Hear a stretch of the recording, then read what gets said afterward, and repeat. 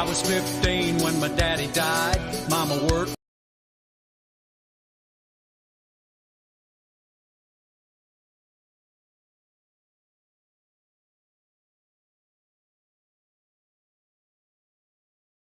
jobs just to get us by. Seemed like a blessing when Harley came around, so she took his name, but I had my doubts. Didn't take long for his drinking ways to start showing up on Mama's face. One violet night, hiding under my bed, I swore that he wouldn't see another sunset. Next day I followed him down to the riverbank. I knew one of us wouldn't walk away. I might have had a plan, but he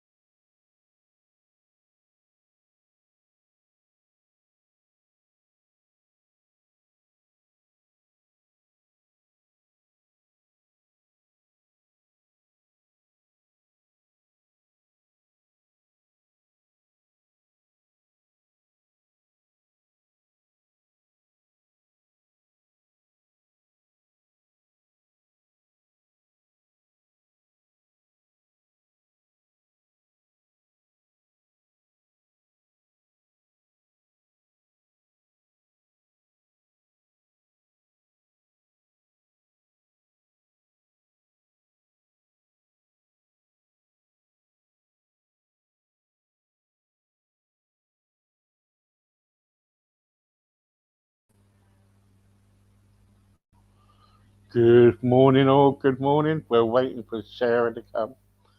I hope everybody is well and doing okay.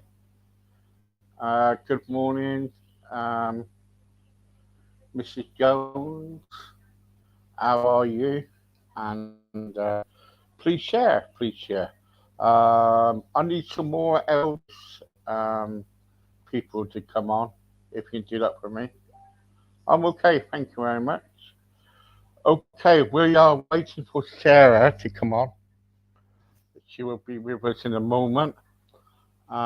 We are running a bit late this morning, but hopefully she will be on in due course. Um, I'm good, thanks. It's Ailey. Oh, hello, Ailey. How are you? Sorry, Ailey. I need. I have Robbie already, but try to get Eddie on and some others on for me, please. I'll be so grateful. So anyway, I am waiting for Sarah to come on. Hopefully, she will be on in due course. Uh, and I hope everybody is well this morning, doing okay. Don't forget, guys, we've got a full lineup for you today. We have got, um, we have got um, few people on today, and our next one is around about 2 o'clock. Then it's 2 o'clock. Then it's like, and the rest of summer's in the evening too, and everything. Now, um, also, don't forget 7 o'clock. You've got Angela Spragg on. Sorry, Angela Bragg. Angela Spragg on, and she is hilarious, really funny, and she's been with us now for about 4 months, and you got to go and watch her. Really, really good. Uh, it's okay, Frank, whatever. Uh, because you sent me a friend request, I sort it out. Okay, thanks, Haley. Thank you. Uh, yes. Uh, so anyway, Haley, thank you so much for doing that for me. I'm so grateful. You sent me lots of people over. Haley was the person who kind of like, when I first started doing this, she sent me a lot of guests over, and she really helped me out a lot. So thank you there, Haley. We've been going now about a year, well, 2 years, and we got around about 22,000 people on YouTube. But don't forget, we got people all over the place too. So we're doing quite well. So really, really well. Um, so I'm waiting for Sarah still. She's a bit late. Can you contact her for me, please? Yeah. So I'm on here live. Odin. I'll sort it out again. Thank you so much. Anyway, so we only time we have people on now from the Elvis world is either now and again, um, and uh, we get Robbie Ainsley on. Robbie is a regular with us. We get Brian Creevy on. Wonderful bloke, love the bloke, and all these people actually Ailey got for us, and we really appreciate for that. What do you say? What? All right, let's keep talking. Anyway, so there you go. Um, so anyway, so uh, Sarah will be on shortly. We're just having some problems, technical problems. It's always technical problems here. Be right back. Okay. So anyway, don't forget, guys. Um, I plug my book here. Don't forget, my book is "There's More to Life Than This," and you can get that on um, on Amazon, and it's selling quite well. Actually, it's doing quite well. So go and get that book now. It's got everything about me, about my life, some stuff about my gorgeous, beautiful wife. Um, you know, so anyway, I was having a conversation with her the other day actually, and said about like, when did we get married and all this lot, and how long have we been together? And I can't believe that um, the Olympic Games, like 2012, I was with her then, and I was saying to her, we were with each other with the Olympic Games, but also, um, I can't believe it that we've been together over 10 years now, and I don't know how she put up with me, guys. I haven't got a clue, but I still love her, and when she pokes me around in the mornings, um, I do not like her then because she's but she gets her own back, and then that's it. Yeah. Anyway, tell us where you come from, what you're doing. I ain't got a clue what to say because I usually prepare for things. I'm just keeping it all going until Sarah comes on. Oh, Sarah. I will have to start singing in a minute because I don't know what to say. Anyway, guys, we are definitely waiting, and yeah, so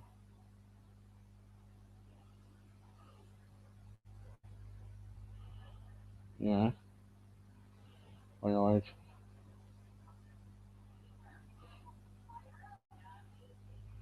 Tell her, tell her to kick her mum out the door. Anyway,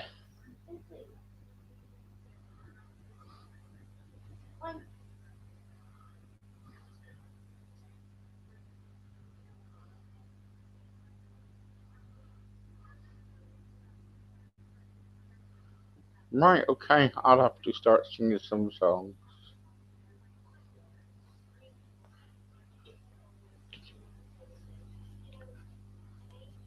I'll have to do some karaoke. Hang on, before she comes on.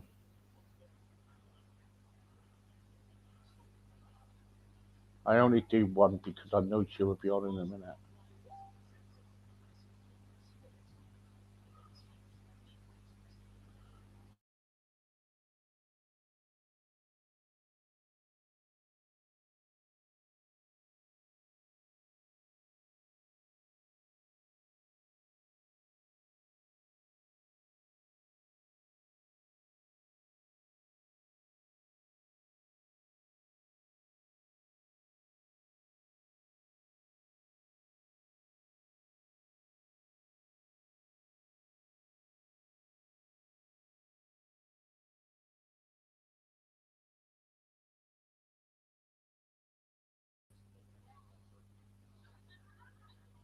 Well, still here, guys. Don't worry. Don't worry.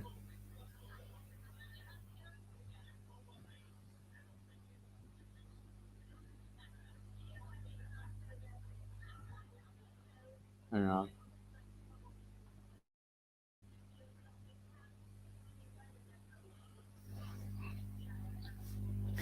I only do one song, alright?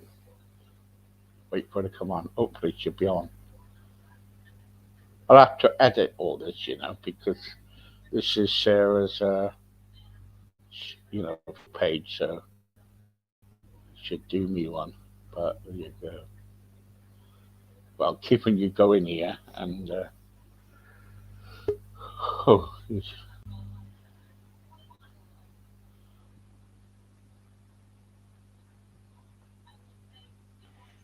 Hello. Hello. right, okay. So 4 we, hours we have later. started. Yeah, we have Oh, started. So what I'm gonna do, I'm gonna go and let you go. I was just about to do some karaoke with people, but you saved them. So, so all yours. Bye for now. Okay, thank you. Hello, good morning. Oh my gosh, I am so sorry that I'm late, but I'm here now. So, welcome to Diary of a Cocaine Addict.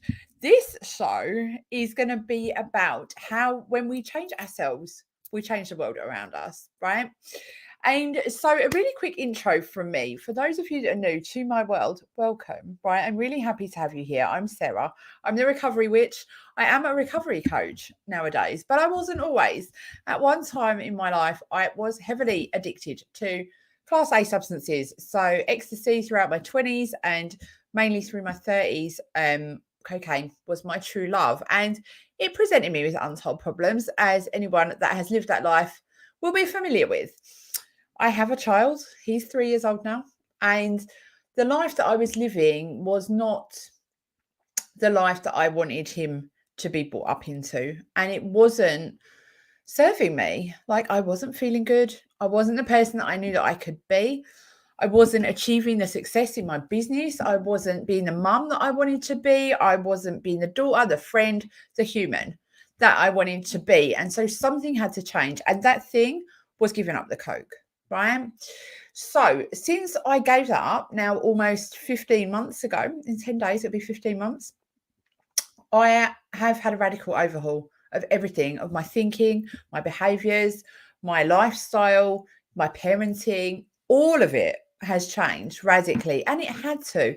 And that to me is what recovery is, right? It's about bringing back those lost parts of yourself, recovering those parts of yourself, recovering yourself, like who you actually really are beneath all of the chaos, beneath all of the letting people down, beneath the lies, beneath the addiction, right? So I don't know about you, but for me personally, I had no freaking clue who I really was because I had suppressed her. I poisoned her, and I'd run like fuck from her for my entire adult life until just over a year ago, as I say, right?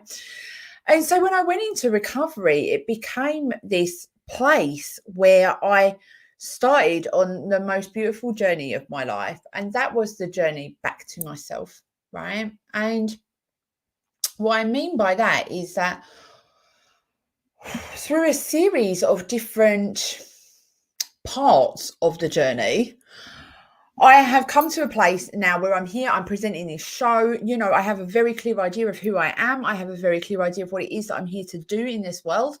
And I have a very deep understanding of what my addiction was about, what it was to mask, what it was to cover, why it existed in my life, right? And through this show today, I really want to talk about how my changing myself has changed my world, and the same is true for you, okay? And this doesn't just apply to addiction, it applies across the board, right? The same holds true for all of us. When we change what goes on inside of ourselves, we change what goes on externally for us too, purely by virtue of the fact that we've changed what we think about it, right?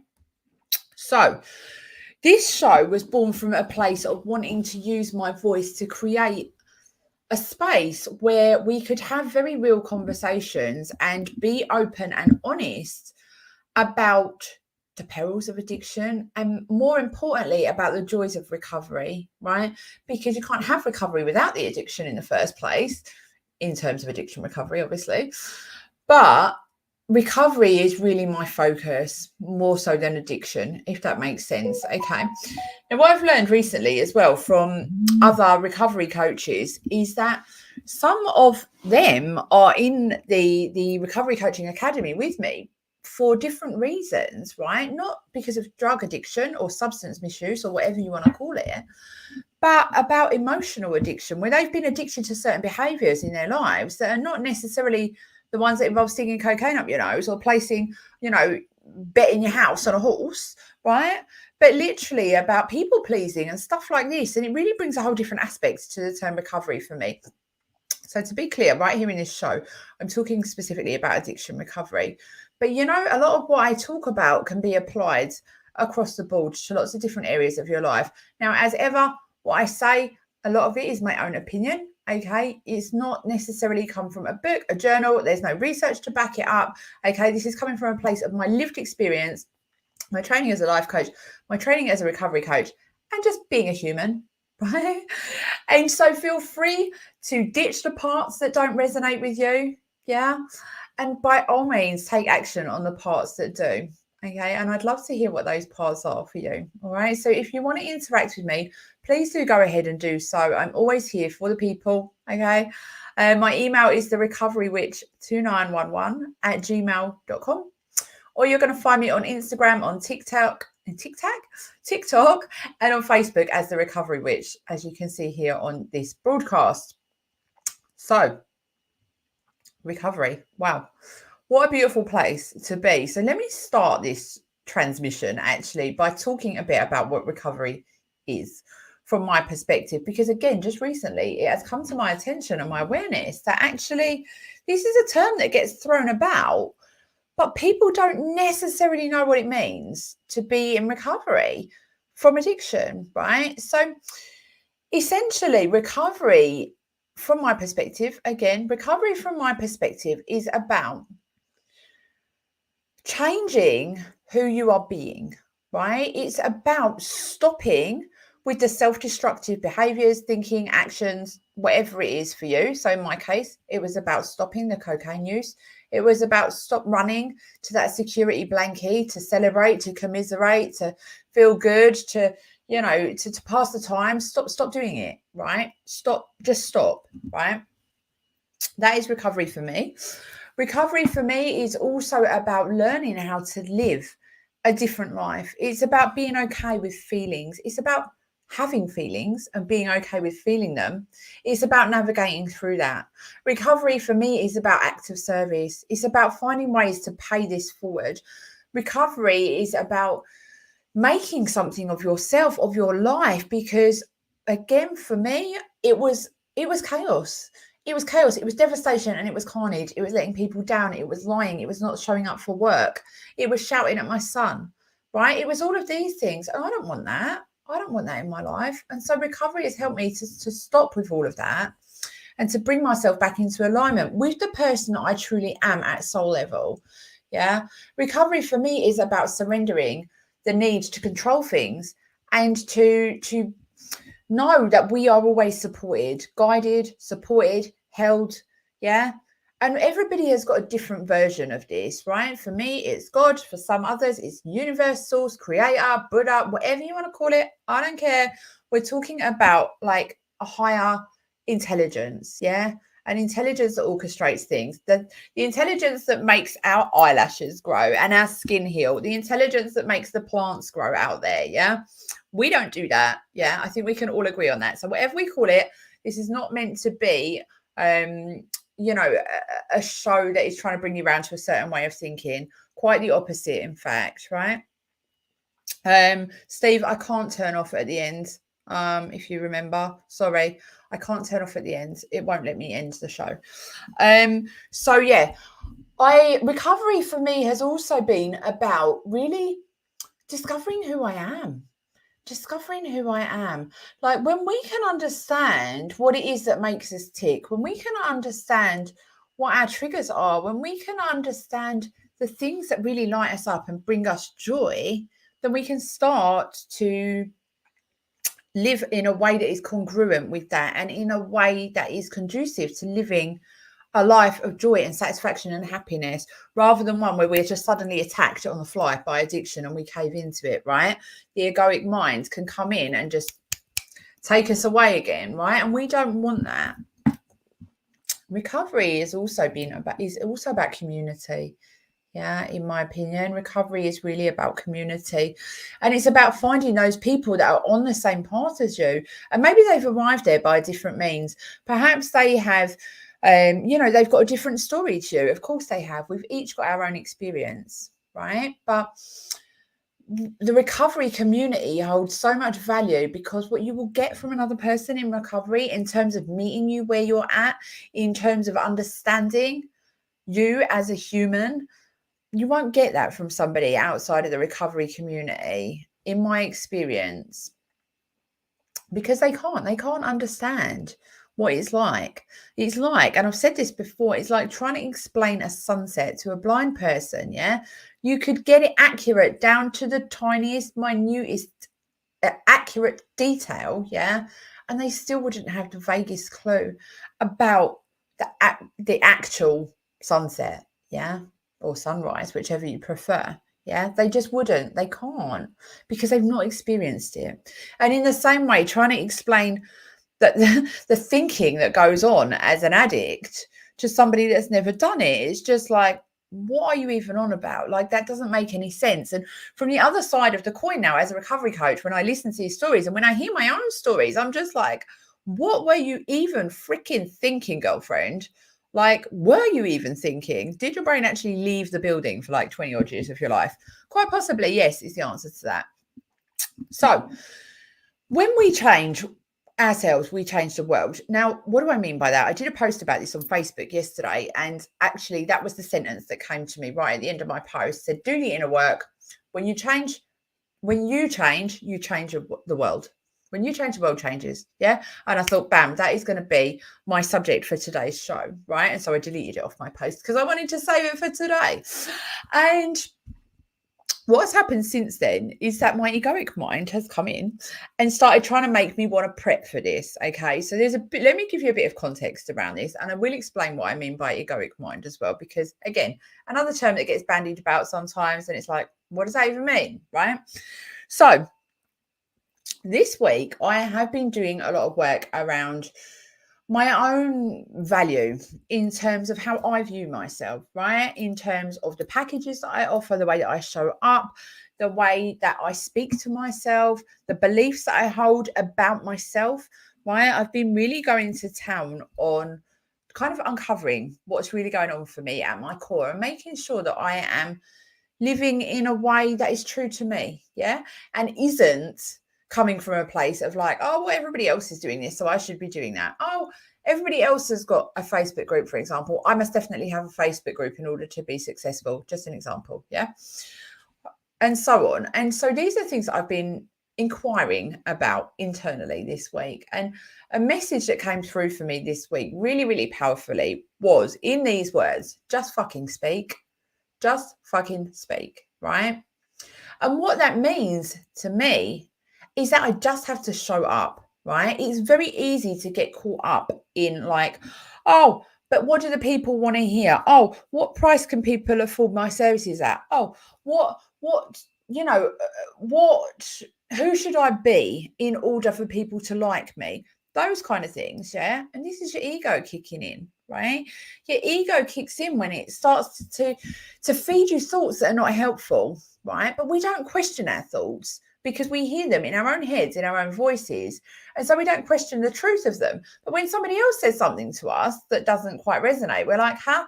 Where are you going with that? And we'll question them, but we won't question ourselves. This is your ego, okay? This is your egoic mind. Your egoic mind will have you believe that things need to be perfect before you put it out there, right? Stuff like this.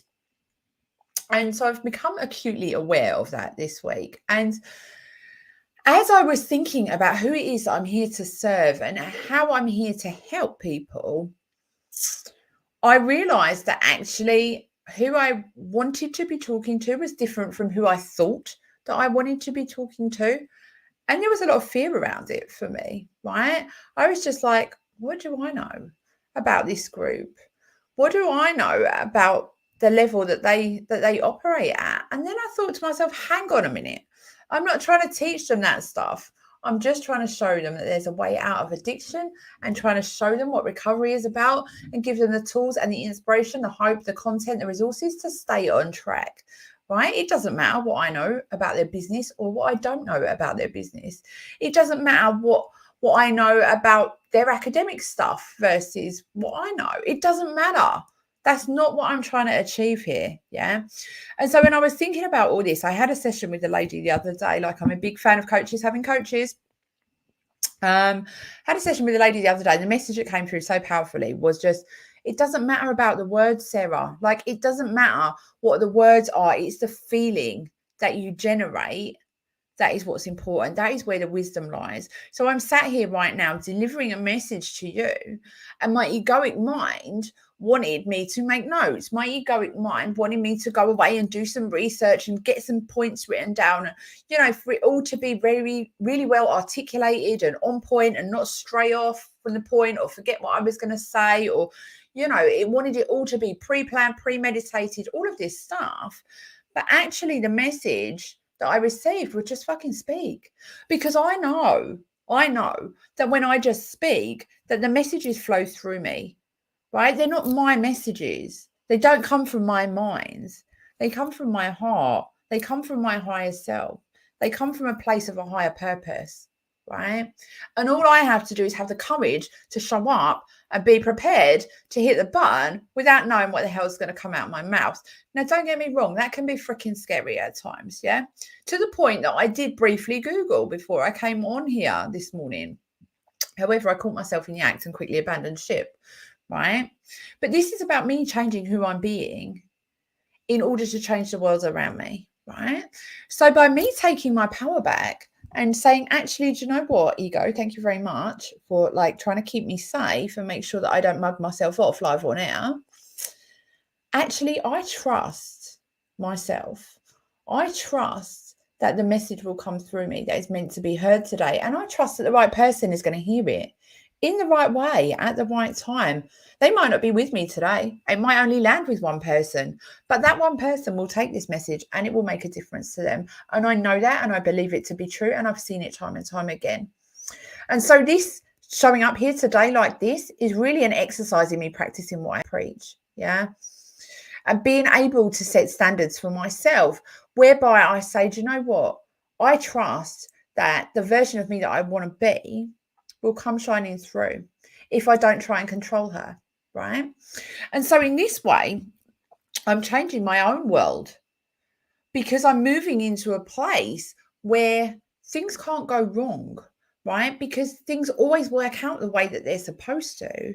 And if that's the case, then if even if things seem wrong to my human mind, well, they're not, because that's where I was meant to be. And so it's only my thinking about it that's making it appear wrong. Yeah. But in recovery, what I've learned, right, is that the way that I choose to respond to things is in my control. Yeah. Now, I can't respond what my mum says to me in the heat of an argument. I can't control what the trolls say on my Facebook posts. I haven't had any, but an example.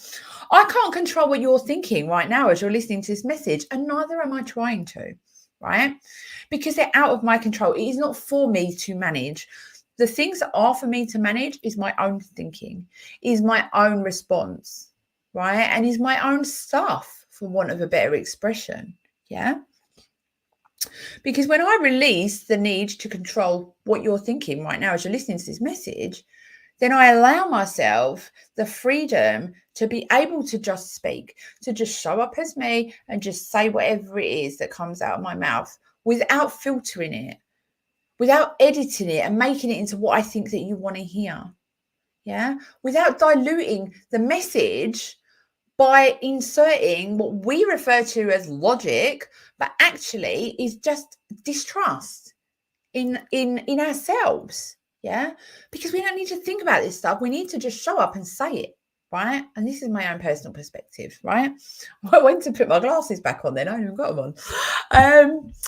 And so when we change the way that we are being, this is how we change the world. Right. Because through me showing up and delivering this message in this pure, undiluted, unfiltered way, yeah, you're receiving it real and raw, direct from the source, yeah?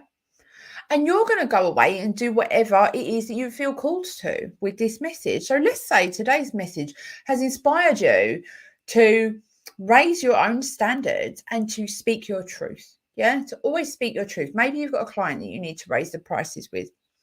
Maybe you need to have a conversation with your husband about something that's a bit delicate. Maybe you need to pick up the phone and contact somebody about your drug use. I don't know, whatever it is for you, okay? But let's say hearing this message today has prompted you to have a new thought, which is actually, do you know what? I'm going to deal with this thing today, right? I've changed the world through just sitting here and saying this message in this way. You will change your world by taking that action, yeah? And in you taking that action, it has a ripple effect on the people around you. And then that has a ripple effect on the people around them, and so on and so on. And this is how we change the world, one person at a time, yeah? I'm not here trying to change everybody. I'm not here trying to change you. I'm here changing myself. I'm here changing myself. And because of that, I change the way that people respond to me, right? If I'm here full of anger, full of resentment, full of bitterness, full of vitriol and poison, yeah, then you're going to feel that. You're going to feel that, and it's going to impinge on your energy. And that's what you're going to take forward and spill out into your own world, and so on. Where if I'm here calibrated to a level of peace and happiness and bliss and joy and inspiration and productivity and just being who the fuck I am, then by virtue of the fact that you're hearing this, you're picking up on that too, right? And you start to become it too. So what happens is everything is energy, yeah? Everything is energy, and we are all vibrating at whatever frequency it is that our thoughts and our actions, our behaviors are putting us at, right? If we want to elevate our frequency, we need to elevate our thoughts, elevate our standards, elevate our beliefs, all the whole lot. Okay. And quite naturally, you're going to rise up. Yeah. Like, you know, when you're around somebody that's what we would call high frequency, because they're buzzing about. Yeah. They're buzzing about. They're not necessarily like bouncing off the walls full of energy and in your face. Right. But they've got something. They've got something about them. Right. Whether that be the composure or the presence that they don't even need to say anything, but when they enter a room, you know about it. Right? Or whether that be that they're just so bright and perky that you just cannot ignore them. You can't help but be cheerful around this person. Yeah. This is how you know when a person is vibrating at a high frequency. And equally, you know when a person is vibrating at a low frequency, because they're miserable. They're gossiping. They're slagging off other people. They're not happy with themselves. Everything's someone else's fault. It's all about blame. Yeah. It's woe is me. Yeah. This is a low frequency. Why the hell did I start off on saying this? Oh, yeah. Well done, Sarah. There we go. There's the proof that's not pre-planned. Okay. So when we're vibrating at a higher frequency, the people around us feel that. Yeah. And quite naturally, they start to come up to our level. It just is what it is. Yeah. And so we can share this joy and this higher level of being with those around us simply by showing up for it. Simply by being it, wearing it. Yeah. And when people are in that energy, when people are around that energy, well, it's infectious. And then they carry that forward into their day. Okay. So what stops us? What stops us from changing our internal world? Well, the C word, change, right? We resist it as humans. We resist it because we don't know what's on the other side, because it sounds like hard work, because we might not like it. But how would we know if we like it? We've not tried it, right? But part of recovery is about embracing change, okay? Being in recovery is a change, yeah? Because before that, you were an addict, yeah? Or you were in active addiction, or you were abusing substances, or however you want to put it, right? Take your pick. The point is that the minute that you decide that you're not for that life anymore, you're going to move in this direction, that is a change. And with it comes a whole bunch of other changes. Now, I'm not here to sugarcoat shit. It isn't always easy, but that's not to say it's hard, right? It's what you make of it that's going to give you the experience, yeah? So if you decide that this is really hard work, if you decide that, oh my God, I can't cope, if you decide that, oh, every day I've got to show up for this shit and do some work and be this and it's effort and la la. If you give yourself those messages, that's the experience you're going to have, my friend. Okay. But if you show up for it in a place that you're like, you know what? Today is a day I'm going to be the person that I was meant to be. Today, I don't do drugs. Today, I don't drink booze. Today, I don't go to the betting shop. Whatever it is, yeah. And you just live in that moment, right? Moment to moment. That's all you got to do just for now. That takes away the whole big, like, oh my gosh, I'm going to have to work at this every day. It's going to be constant maintenance every day. Just stay in the now. Stay in the now. Just change who you're being now. That's it. That's it, right? The big picture can be really, really overwhelming. That's my experience. The big picture can be really overwhelming, and we don't need to worry about tomorrow. We don't even need to worry about 5 minutes' time. Yeah. You can change who you're being at any moment. Even now to the next minute, you can change who you're being, right? I'm not who I was at the start of this show 20 minutes ago, okay? Change is natural, but we freaking resist it.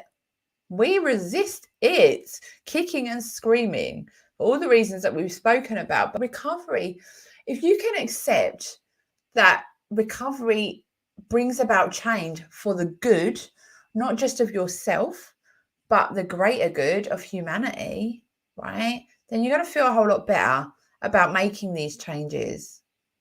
And we can change how we are inside. I know, yeah, that it can seem like, well, how am I supposed to change who I am? I've always thought this. I've always celebrated things by getting on it. I've always ran to wine when my kid pisses me off. I've always insert thing, yeah, whatever it is. That doesn't mean we can't change it. It only is what it is because that's what we've chosen time and again. There's nothing to stop us changing our choice. At any moment, you can start right now. Be my guest, yeah? And when we start to change in these ways, it can't help but be felt by those around us, right? When we start to take responsibility for who we're being, when we drop the need to control everything that's going on out there and control what's going on in here, we start to live a much better life, right? Trust me on that. I've done it. I'm doing it daily, yeah? Taking inventory of who I'm being. Who do I want to be today? Yeah? How does that version of me show up? How does that version of me that, you know, what really drives me, yeah, one of the things that really drives me is for my son to look at me and go, hey, that's my mum. And to just be really proud of me. Now he is, obviously, he's only 3. Of course he's proud of me. But in his little life, he's had so many different versions of mummy, right? And I just want to be consistent, yeah? I just want to give him the life that he deserves and give myself the life that I freaking ran from my whole adult life, right? I want the success. I want the recognition. I want the big house. I want the money. I want all of it, yeah? And there's nothing wrong with that, right? It's not me sitting here saying like, oh, you know, these are my only drivers and they're just material things. It's not that. Yeah, it's much deeper than that. I gave away my life. I gave away control to addiction for my whole life. And now I'm in the driving seat. Now I'm going to make it count. And that's what it looks like for me. And it doesn't have to look like that for you. Yeah, it doesn't. It doesn't matter what it looks like for you. There's no right and there's no wrong. Right? We've all got different desires. And I'm not money driven at all. Like that's actually one of the last things. However, you know, in this world, we need money to survive. Yeah. And with money, we can help more people. And that's my true desire, is to reach as many people as I can, to change as many lives as I can. And the more money that I make, the more that I'm able to filter that out and support the causes that are true to my heart, the more that I can create the environments for people that I want. Like I would love to create some kind of homeless shelter, you know, that provides coaching inside of it for people that have struggled like I have with addiction, right? That's like one of my goals, yeah? And all sorts of other things. And you can't do these things unless you can fund them, right? And so that's where the money piece comes in for me. And again, we don't all want to do big, massive things in the world. Yeah, you might just want to be happy in yourself and not hate yourself every single day. That's freaking huge on its own, right? That's huge on its own. But change enables all that. You have to be able to own the person that you are, own your desires, own your goals, own the fact that this moment right now is the moment that your life can change if you choose it to. You own that. You absolutely do, right? And it's so empowering to be in a place where you actually can make choices that are good for you, that are empowering for you, when previously you've not been very good at making choices, right? Because your choices were quite often determined by, well, when can I pop to the shop? How many times can I run to the loo at this christening to get my fix? You know, this is how I made my decisions. Am I going to be able to get on it? Is it going to be readily available? And if those answers, if the answers to those questions weren't to my liking, I weren't going. No point going if I can't get on it, right? That was the filter through which I made my choices. Every choice. It's shocking to say that now, but that's the truth, yeah? But now my choices are, who do I want to be today? How can I serve today? Who can I help today? Yeah? And it starts with me. It starts with me being the person that I'm meant to be, because I can't help you unless I do me first. Right? And that's the truth. And it's the same for all of us. Change starts with you. Change starts with you. And it starts with a choice to choose you. So I urge you today, choose you. You'll never regret it. This has been Diary of a Cocaine Addict. This show will be on YouTube a little bit later on today. Thank you so much. Again, if you want to contact me, please do go ahead and do so. I'm at The Recovery Witch at get it right, Sarah. The Recovery Witch 2911 at gmail.com. Or you can find me on Facebook, Instagram, and TikTok as The Recovery Witch. Love to chat to you. Okay, adios, folks. Thank you so much.